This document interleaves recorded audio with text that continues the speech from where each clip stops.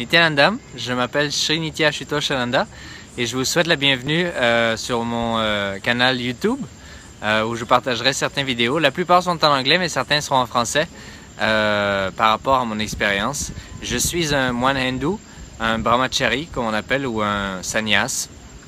Et dans cette vidéo, je vais partager très rapidement une des raisons pour laquelle le style de vie de sannyas est le style de vie le plus intéressant.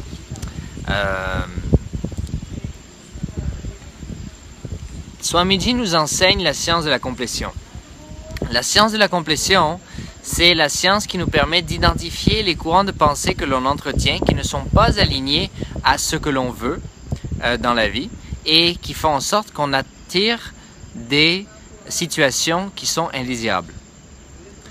Donc, quand on entretient une incomplétion, cette incomplétion va créer une certaine frustration ou irritation dans notre espace intérieur. Et cette irritation et cette frustration, on ne saura pas nécessairement comment la gérer. La plupart du temps, on va compenser, que ce soit avec des jeux vidéo, avec de l'alcool, avec de la drogue, en allant à l'extérieur, en voyant des femmes ou des hommes, ou quoi que ce soit. Toutes sortes de différents types de compensations, dépendant de l'identité de laquelle on s'est associé. On va en avoir certaines qui sont plus préférées que d'autres.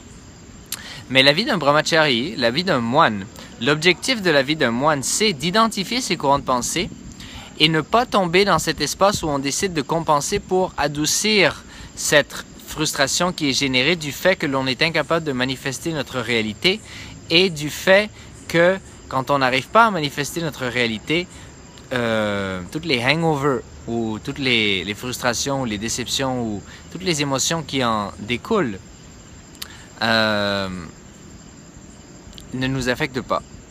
Donc quand on rentre dans ces émotions, quand on rentre dans un état qui est incomplet, eh bien l'objectif de la vie du moine, c'est de ne pas se faire embarquer dans différentes activités qui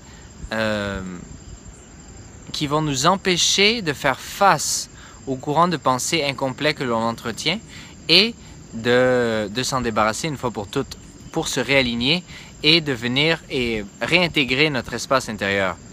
Notre espace intérieur, c'est comme